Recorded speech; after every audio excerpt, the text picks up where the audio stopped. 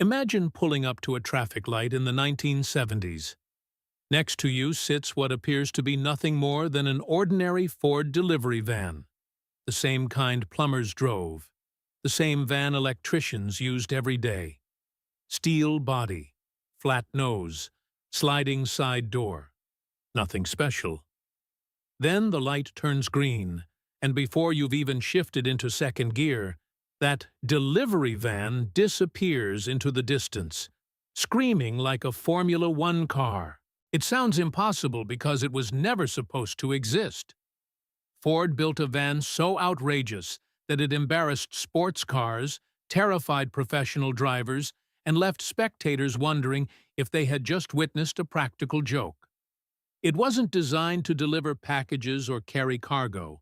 It was designed for one thing: to prove that Ford could build absolutely anything faster than the competition. But here's the strange part. Despite becoming one of the wildest engineering experiments in automotive history, most people have never even heard of it. There was no advertising campaign, no dealership launch, and no production run. Instead, Ford quietly built a monster that rewrote everyone's expectations of what a van could be. And what started as nothing more than a publicity stunt eventually became one of the craziest performance vehicles ever created: the Ford SuperVan. But before Ford shocked the world with a van capable of humiliating race cars, they first had to answer one simple question: why would anyone build a racing van in the first place? The late 1960s were a golden age for commercial vehicles.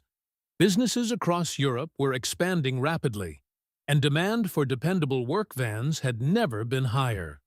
Construction companies, delivery services, and small businesses all relied on commercial vehicles every day.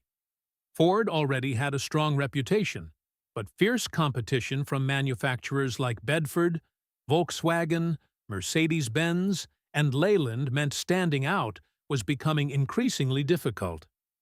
In 1965, Ford introduced the first-generation Transit, and almost overnight, it became one of Europe's most successful commercial vehicles. It was reliable, affordable, easy to repair, and capable of carrying heavy loads. Within just a few years, it had become the backbone of thousands of businesses. But Ford's marketing department wanted something more than impressive sales figures. They wanted headlines. Instead of spending millions on television advertising, someone inside Ford proposed an idea so ridiculous that it sounded like a joke. What if they built the fastest van in the world? Not simply a tuned Transit or a modified work van, but a genuine racing machine disguised beneath the body of a delivery van. Even Ford's own engineers laughed at first, but they soon realized that if they could actually pull it off, the publicity would be priceless. The project was handed to legendary engineer Terry Drury, whose mission wasn't just to make a Transit faster, but to create something nobody believed could exist. The outside would still resemble an ordinary Ford Transit, but underneath it would be completely insane. In 1971, Ford finally revealed what had been built in secret. At first glance, it looked almost identical to an ordinary Transit delivery van. The familiar boxy shape, flat windshield, and unmistakable silhouette remained unchanged. But underneath those innocent-looking panels was not a commercial vehicle at all. It was a race car.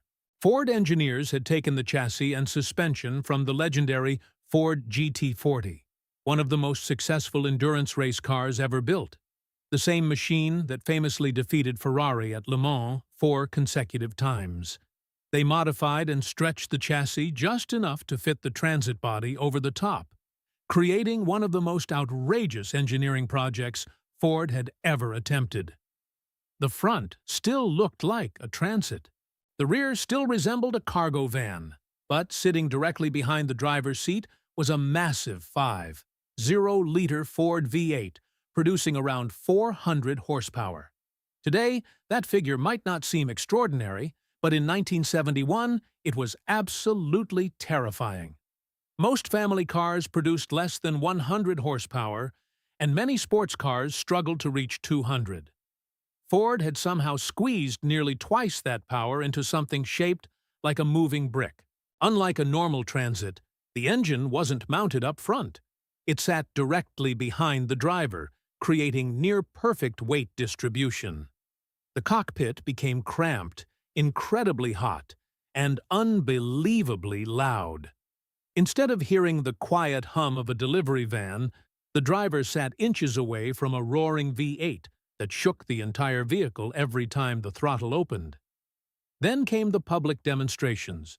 Crowds gathered expecting little more than a funny marketing stunt, but instead, they watched a white Transit launch down racetracks with unbelievable acceleration. The front wheels lifted slightly, the rear tires fought desperately for grip, and the V8 screamed through every gear. Spectators couldn't believe what they were seeing. A delivery van was keeping pace with genuine race cars. Some laughed in disbelief, while others simply stared, unable to process what their eyes were witnessing. It looked completely wrong.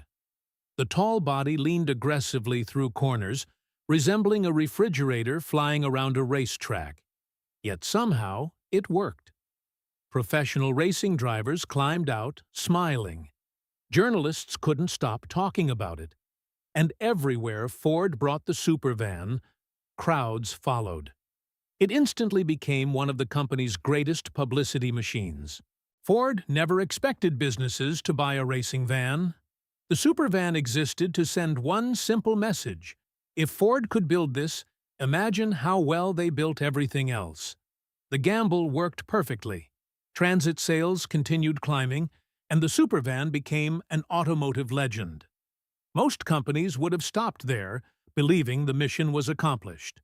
But Ford engineers weren't satisfied. As technology advanced and race cars became faster, the original SuperVan no longer seemed as shocking as it once had. And for Ford, that simply wasn't acceptable. By the early 1980s, turbochargers were transforming performance cars. Racing technology had advanced dramatically, and the original SuperVan was beginning to show its age. In 1984, Ford unveiled the SuperVan II. Wearing the body of the brand-new second-generation Transit, almost nothing underneath resembled a commercial vehicle. Just like before, engineers started with a purpose-built racing chassis, this time using technology derived from Ford's C100 Group C endurance race car. The suspension was designed for racing, the brakes were competition-grade, and every mechanical component was built to handle speeds that no delivery van should ever experience. But the biggest transformation sat behind the driver. The original V8 was replaced by a 3.9-liter Cosworth DFL V8, derived from the legendary DFV engine family that had dominated Formula One throughout the 1970s. Producing well over 590 horsepower, this engine transformed the SuperVan into something almost impossible to control. Acceleration became violent. At idle, it growled like an endurance prototype, and at full throttle, it screamed with the unmistakable sound of a Formula One car. Spectators covered their ears as it blasted past, unable to believe that such a noise could come from something shaped like a delivery van. Once again, it made absolutely no sense. The body still looked tall and practical, but the speed belonged to another universe. Ford took the SuperVan II to race meetings, festivals, demonstrations, and promotional events across Europe, and every time it stole the spotlight. It wasn't always the fastest machine present, but it was always the one people remembered.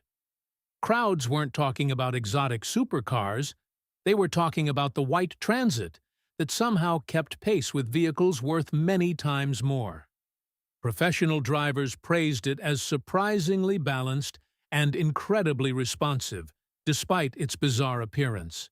Of course, it wasn't perfect. Aerodynamics remained its greatest weakness. No matter how much engineering Ford invested beneath the body, the vehicle was still shaped like a giant box. High-speed airflow pushed against every flat panel.